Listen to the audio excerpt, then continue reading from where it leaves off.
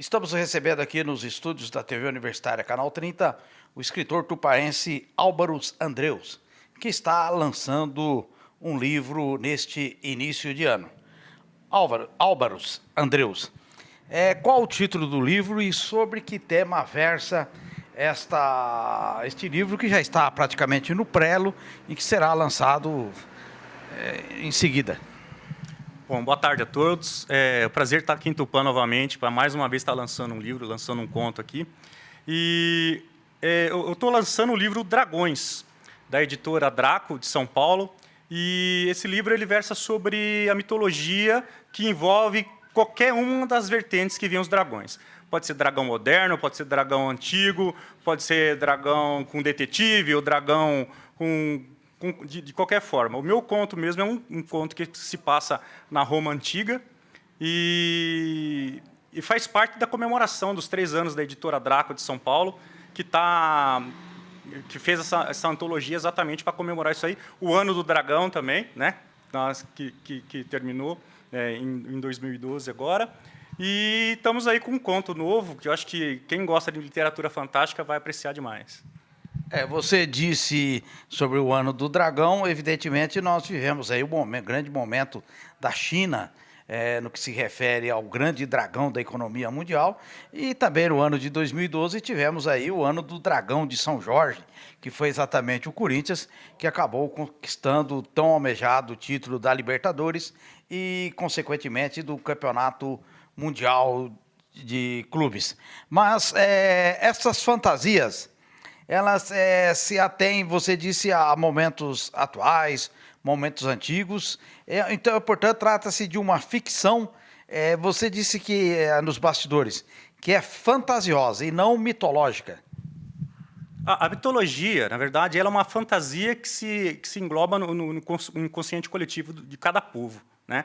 Então, o dragão, de todas as vertentes dele, ele pode ser considerado em alguns povos da antiguidade como uma besta, como o próprio demônio, ou coisas do tipo, ou então, pela mitologia oriental, também como uma criatura de extrema sabedoria e de virtudes, entendeu? Então, assim, cada um dos povos antigos ele tinha uma visão do dragão como uma criatura que era cheia de poder, cheia de sabedoria, guardava mistérios, guardião de tesouros, entendeu? Então, assim, a mitologia ele se baseou em alguns momentos dos dragões, como em outras criaturas mitológicas também, como os gigantes, etc. A fantasia, o que é a fantasia? Para quem gosta de literatura, é aquela literatura de Monteiro Lobato, por exemplo, entendeu? Como é que uma boneca toma uma pílula e sai falando por aí, ou o Reino das Águas Claras, etc. Exatamente, um sabugo de milho, ou o Pato Donald, ou o que quer que seja. Então, são criaturas que, na verdade, não existem na realidade, mas que são exploradas pela literatura para exprimir algumas ideias, exprimir histórias. Bruno Bettelheim, que foi um grande educador, especialista infantil, ele sempre disse assim que a fantasia é extremamente interessante e importante para as crianças, para a própria formação lúdica dela, né? Para que até para o próprio conhecimento matemático no futuro ele é muito auxiliado pelo próprio conhecimento da fantasia. Entendeu? Então, a literatura fantástica que está tão em voga, até depois do Senhor dos Anéis, as Crônicas de Nárnia, Harry Potter, Crepúsculo, né? Então, aqui no Brasil, teve um grande impulso, principalmente pelas editoras que resolveram apostar na fantasia, e os escritores de fantasia brasileiros também, que não tem nada a perder com relação aos escritores norte-americanos, ingleses também, que estão escrevendo excelente fantasia, literatura fantástica, como André Bianco, Eduardo Spohr, Rafael Dracun, tantos outros que no Brasil estão vendendo muitos livros e está conquistando uma legião de fãs que, graças a Deus, está dando certo no Brasil também. Você é de uma família tupaense muito respeitada nos meios intelectuais, filho do saudoso professor José Dias Aguiar e da professora Miriam Aguiar. Ela, inclusive, poetisa das mais premiadas, foi premiada em vários festivais, no Mapa Cultural Paulista, aqui em Tupã. E, portanto, este veio literário já tem uma origem familiar. Isso é ótimo, né? Já é hereditário. Você começou a se dedicar a escrever os seus contos, a ter esse veio literário a partir de quando você descobriu que estava impregnado? Olha, isso é uma coisa bem interessante. Eu acho assim que desde sempre, desde quando eu era pequeno, assim, como é que se você passa a se tornar um escritor? Porque você começa a escrever, não é exatamente daí. É quando você começa a escutar histórias, antes de ler até, né? Então eu lembro que minha mãe sentava do lado na cama e começava a ler para mim algumas histórias da Bíblia, e eu adorava Sansão, aquele negócio de, pô, era o super-herói, né, que tá na Bíblia, no próprio, na criação do mundo, aquilo tudo é magia, é criação, tal. Então acho que toda criança fica muito interessada por isso. Depois veio o Sítio do Pica-Pau Amarelo, entendeu? Então eu adorava as caçadas de Pedrinho, né, Reinações de Narizinho. Então foram coisas assim que realmente despertaram a minha vontade de ler. E as histórias em quadrinhos que vieram depois. Então acho que todo caminho para uma criança passa pelas histórias em quadrinhos, e eu gostava muito de desenhar, então eu criava minhas próprias histórias. E engraçado que agora, nesse final de ano, voltei, minha mãe ela me deu 3 cadernos de desenho que ela tinha guardado lá, de 1900 e lá vai bolinha, assim, que eu desenhava, eu vi meus desenhos, eu fazia histórias em quadrinhos e tal. Então, meus primeiros enredos surgiram através do desenho. Então, eu contava as histórias para mim mesmo, né? Evidentemente que nunca teve uma intenção de publicação naquelas histórias, mas essa vontade de criar veio desde sempre. E eu pintava alguma coisa também, e minha mãe, assim, com os poemas dela, e o meu avô também, ele foi fabricante de violinos e foi poeta, né? Então, realmente existe uma veia literária na família. E eu gostei muito de escrever, das primeiras experiências que eu tive, evidentemente sem qualquer intenção de publicar um dia. E acabou que, em 2008, eu acabei publicando um conto numa antologia em São Paulo, chamando Domini, Manuscritos Medievais, que foi um livro assim que em 2 semanas se esgotou e não teve como até publicar de novo, porque alguns dos autores dessa coletânea resolveram não publicar mais, etc. Em 2009, eu publiquei um romance que chama Fome de Ibos, o livro do Dentes de Sabre, que foi meu primeiro romance solo, né? E no final de 2011, eu publiquei um conto por uma coletânea da editora Novo Século, chamado A Batalha dos Deuses, chama A Menina que Olhava. Esse conto ele trata um pouco da mitologia egípcia, né? Embora seja a história de uma menina que ela tem uma maldade inserida dentro de si, assim, e quem está por trás disso são os antigos deuses egípcios, que fazem com que ela haja daquela forma. E é até uma homenagem aos professores, que minha irmã, a Ângela, como o senhor estava dizendo, é professora. Eu já fui professor em Tupã também, dei 6 meses de aula no Irene Resina. E aquela coisa do professor, como é que o professor tem aquela visão com os alunos dentro da sala de aula. E esse último conto agora, né, que é a batalha, desculpe, na coletânea da editora Draco, que chama Dragões, o meu conto chama O Negro, que trata da história de um gladiador negro, né, que ele começa, então tem todo o início da vida dele contada, quando ele veio dos vinhedos da Isquia, ele parte para Roma e se torna um gladiador famoso, e só que ele tem alguns segredos nele próprio que ele nem ele mesmo sabe o que é. E esses segredos e essas coisas, esses mistérios, o levam a sair de Roma para um destino muito mais antigo, na antiga Dácia, também dominada pelos romanos, e lá que vai se desenvolver o grande mistério da coisa aí. Mas, assim, essa coletânea de Dragões, eu tenho até aqui no meu iPad, deixa eu tentar abrir a capa dele, porque o livro, no momento, eu não sei se a câmera vai conseguir mostrar, ele só foi lançado em e-book ainda, entendeu? Então, ele pode ser adquirido na Amazon, nas grandes editoras como a Livraria Cultura, na Saraiva, na Ceciliano, entendeu? E está em formato de Kindle para Kobo também, entendeu? Então, no dia 31 de janeiro vai ser o lançamento lá em São Paulo, que vai ser do livro físico, né, o livro de papel e tinta. E para todo escritor... Quem diria que tudo que é a fantasia, geralmente acaba a ficção científica, a fantasia faz parte do cotidiano do pensamento dos escritores. Não, e principalmente dos escritores, como vocês que se dedicam. E quem diria que um dia você poderia carregar um livro inteiro aí Um leitor, né? Num leitor digital, e isso realmente isso é sinal de que a fantasia pode se transformar em realidade com o correr dos anos, né? Exatamente. Né? Vargas Llosa, Gabriel Garcia Marques, Borges, que são escritores latino-americanos, são grandes escritores principalmente pela fantasia embutida nos livros deles, entendeu? Né? Então, por gostar muito de fantasia, eu me sinto muito agraciado por poder desenvolver minha arte e estar publicando os livros, ter leitores que gostam, que entram nas redes sociais, elogiam os meus trabalhos. Isso é muito gratificante, entendeu? Em termos de literatura de fantasia e a ficção científica, talvez é que a mais se aproxime da fantasia, você considera que talvez aquele escritor que fez com que as fantasias se aproximassem mais da realidade teria sido Júlio Verne? Olha, Júlio Verne foi um grande gênio do passado, né? E 20 Mil Léguas Submarina, Viagem ao Centro da Terra, todas essas histórias são grandes ícones da literatura de ficção científica e literatura fantástica, né? Então, assim, o que partiu do final... O Júlio Verne ele era um escritor do final do século XIX, partindo para o século XX, que ele tá num ramo de fantasia que, hoje em dia, que se tornou novamente famoso, que seria o steampunk, né? Que seria uma literatura feita com todos aqueles moldes de ficção científica, com navios, com rebites, etc., né? Diferente da fantasia de literatura de ficção científica de hoje em dia, que se volta mais para os chips e as partes eletrônicas, né?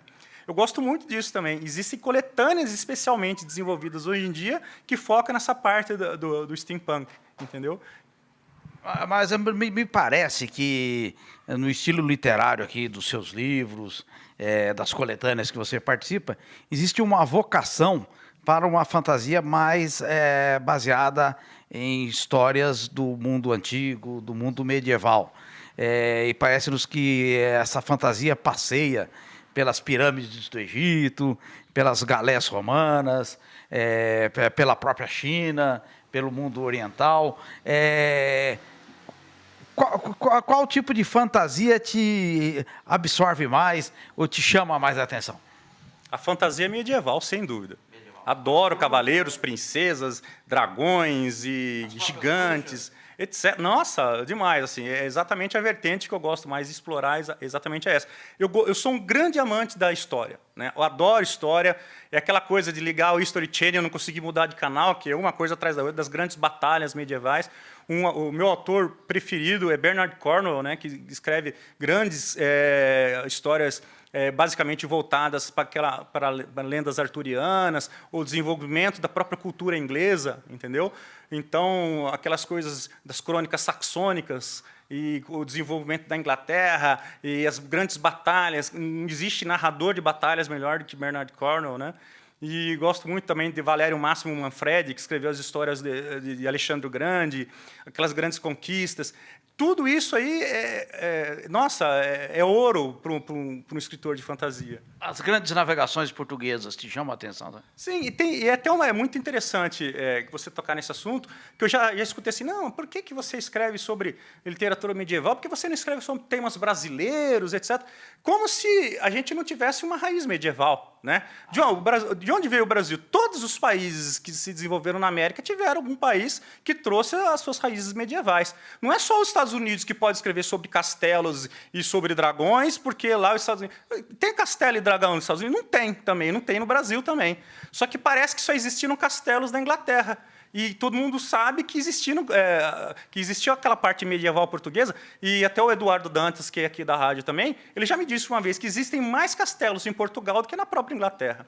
Então, toda aquela cultura dos cavaleiros templários, que depois de fugirem da parte da França e daqueles países que tiveram a perseguição dos templários, eles retraíram em direção à Espanha e Portugal, e as próprias caravelas portuguesas, com aquela cruz vermelha na frente, o que era aquilo? Aquilo era uma cruz templária, entendeu? Então, as raízes medievais brasileiras estão no próprio caboclo de lança, que tem no Nordeste, no folclore nordestino, o próprio reisado, quando Ariano Suassuna escreveu A Pedra do Reino, o que é aquilo lá? Aquilo é medieval total, entendeu? Da França, né? Exatamente. Então, o brasileiro tem essas coisas medievais no sangue. A festa junina, sim, entendeu? Então, o rei, por que tem um rei Momo no carnaval? Por que não é outra coisa Momo? É rei, né? Então, essas raízes medievais estão em todos nós. E escrever sobre dragões, escrever sobre princesas, sobre fadas, isso está em todo menino que cresce e continua menino, né? Como eu, gosto muito de fantasia, de literatura fantástica, terror e ficção científica. Estamos aí. Tentando contribuir um pouco para o seu argumento, a gente sempre discute aqui com o Eduardo, que é um luso descendente que cultiva muito as raízes de Portugal. A gente costuma discutir sobre aquelas teorias do Darcy Ribeiro a respeito da formação do povo brasileiro, no qual ele diz que há 4 povos no mundo se esparramaram pelo mundo, que foram, como você disse, os ingleses, que foram pelos Estados Unidos, pelo Canadá, povoando aqueles países, né, aquelas regiões, os espanhóis a toda a América Latina, os russos que saíram lá de Moscou e foram até o fim da Sibéria, perto ao Japão, a China, Mongólia, e os portugueses. E tudo isso aconteceu foi exatamente neste período que você estuda, né? Exatamente. Então, esse período medieval é muito rico. E se você notar, imagina aquele povo, o cara entrando numa caravela, atravessando um oceano, sem saber exatamente o que tinha do outro lado, né? Evidentemente que eles sabiam, eles falam que foi Dom Pedro, Pedro Álvares Cabral que veio a descobrir o Brasil e Cristóvão Colombo. Você acha que eles foram para lá sem ter um mapa feito, né? Hoje em dia se divulga muito aquela parte assim que fala que os nórdicos eles já conheciam aquela parte da América do Norte. Né? Então, já existiam mapeamentos feitos dessas áreas. Né? Dizem até que os chineses tinham grandes barcos, maiores até que as grandes maus e os grandes navios ingleses depois. Né? Que a Inglaterra depois acabou conquistando até um império muito maior que foi o Império Romano. Né? Que dizia-se que no Império Inglês o sol nunca se punha, porque existiam países e colônias que pertenciam à coroa inglesa ao redor, exatamente. Exatamente. E assim, então, todo aquele medo, não existia uma ciência pronta ainda. As pessoas acreditavam muito nas coisas que elas viam e nas coisas que alguém contava para elas. Os monstros existiam naquela época. Né? Se a gente imaginar que na época das cavernas, assim, as pessoas saíam durante o dia e depois de noite eles se escondiam nas cavernas com uma chama sempre acesa ali, que se acabasse aquele fogo, a escuridão ia imperar.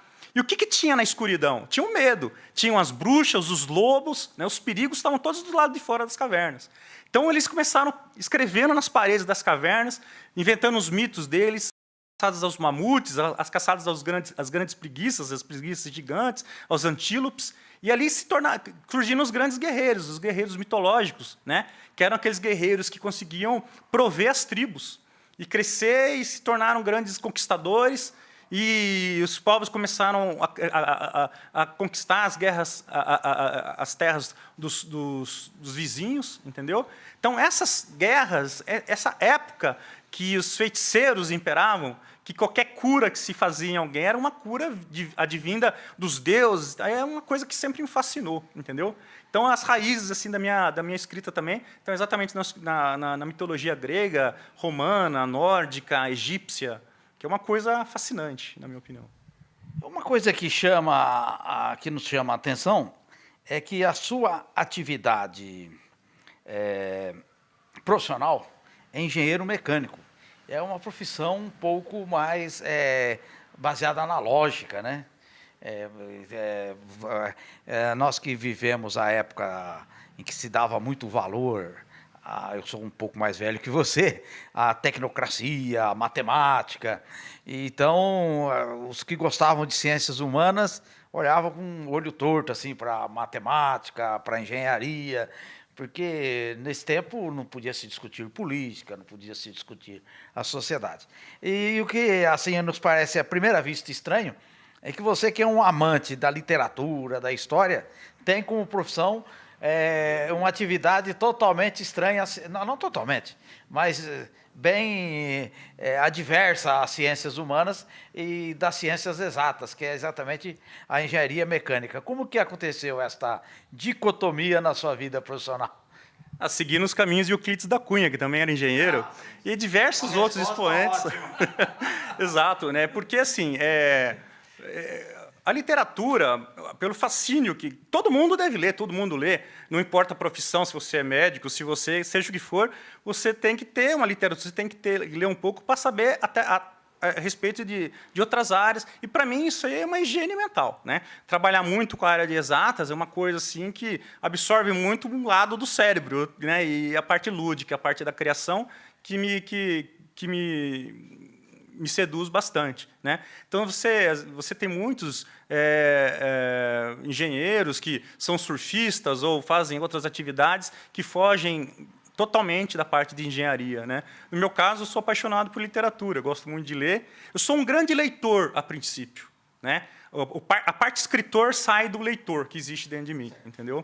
E eu sou apaixonado por literatura e como os outros grandes escritores por aí também tinham outras atividades afins, assim, ou não, né? Que não tinha muito a ver com literatura e se tornaram grandes escritores. Espero eu um dia me tornar um grande escritor também. Você como escritor de fantasia e mistura fantasia com ficção, o passado com o presente e até o futuro. Existe um livro cujo eu não li até hoje, mas o título do livro me apaixona, só o título, a princípio. Eram deuses os astronautas. O que você diz sobre... Eu acho que é mais uma frase do que um livro em si. Então, Erich von Däniken, que é o autor desse livro, né? Na verdade, teve um grande lance aí. O Däniken, ele acredita realmente no que ele está escrevendo. Ele nunca escreve no começo dos livros que aquilo é uma obra de ficção. Para ele, o que ele está dizendo é verdade. E isso é um grande atrativo para as pessoas que têm essa atração pelo passado, pelos alienígenas que vieram. Então, assim, como é que se criou o mundo? Como é que hoje em dia a gente tem tecnologias? Como é que os egípcios conseguiram montar as pirâmides e tal? Então, as ideias de Däniken, passando por Atlântida, essas coisas, são que os alienígenas eram os antigos deuses. Então, aqueles retratos, aqueles desenhos que se encontram em Nazca, no Peru, em outros locais do mundo, os astecas, eles veem aquilo como se fossem antigos astronautas alienígenas que vieram ensinar as coisas para os humanos, para os seres humanos. E essa coisa de às vezes, você colocar que aquilo não é uma fantasia, ou no caso, por exemplo, de Dan Brown, quando ele lançou o Código da Vinci, que ele escreveu na frente lá, esta é uma obra de ficção. Só que tudo que ele escreveu depois lá, as pessoas ficaram tudo achando que era verdade, né? Então, assim, isso é uma grande jogada de marketing. Uma pessoa que é um grande fantasista, ele consegue escrever de uma forma que consegue... Essa é a função do escritor. Convencer uma pessoa que seja cética que aquilo que ele está escrevendo é verdade. Por isso que é interessante as pessoas escreverem bem, né? Que não adianta só você pegar e escrever sobre um determinado assunto se você não consegue convencer o leitor, né? O convencimento do leitor é que é a grande arte da literatura, na minha opinião. Com essa teoria que existe hoje, principalmente na Europa, sobre o secularismo religioso, a descrença das pessoas... Como que você vê a globalização da fantasia em si? E, evidentemente, a própria fantasia acaba, às vezes, como você disse, derrubando certos mitos, né? Isso é influindo em termos das crenças religiosas das pessoas. Tem algo a ver, não? Sim, é evidente, né? Acho que cabe à religião colocar qual é a sua área de atuação, né? Que é o convencimento e o apelo religioso e o apelo espiritual, né? Evidentemente que o escritor de fantasia ele tem que deixar bem claro que a obra dele é uma obra de fantasia. E o leitor ele tem que se convencer disso, né? Então, se você pegar algumas pessoas que vivem hoje em dia na Irlanda, ou na Inglaterra, ou na Escócia, algumas dessas pessoas acreditam de verdade que existem bruxas, que existem gnomos, e isso é a crença que elas têm, né? E nossa crença como cristãos aqui, isso não existe, né?